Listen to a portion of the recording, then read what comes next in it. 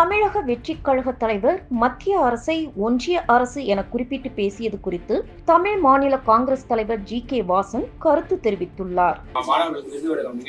ஒன்றிய அரசு குறிப்பிட்டிருக்காரு, இதை எப்படி பார்க்கணும்?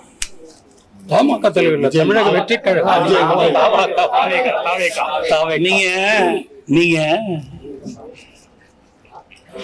மத்திய அரசுன்னு சொன்னாலும் சரி,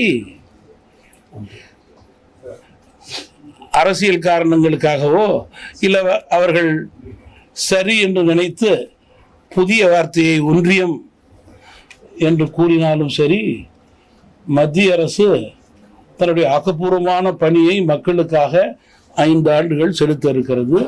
நல்லரசாக செயல்பட்டு கொண்டிருக்கிற மத்திய அரசு இந்தியாவை வல்லரசாக மாற்றப் போகிறது.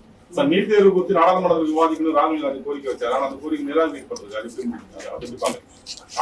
அவர் திடீர்னு திமுகவுடைய ஊதுகோலாக மாறி இருக்கிறார்.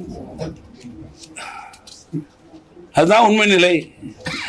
அவர் காங்கிரஸ் ஆண்டு கொண்டிருந்த அரசுடைய முதல்வர்கள் என்ன சொல்றாங்க? திமுகவின் அழுத்தத்தின் காரணமாக காங்கிரஸ் கட்சி பேசுகிறது என்பதில் மாற்று கருத்து இருக்க முடியாது. செய்திகளை உள்ளது உள்ளபடி தெரிந்து கொள்ள ரெஃப்ளெக்ட் நியூஸை சப்ஸ்கிரைப் பண்ணுங்க.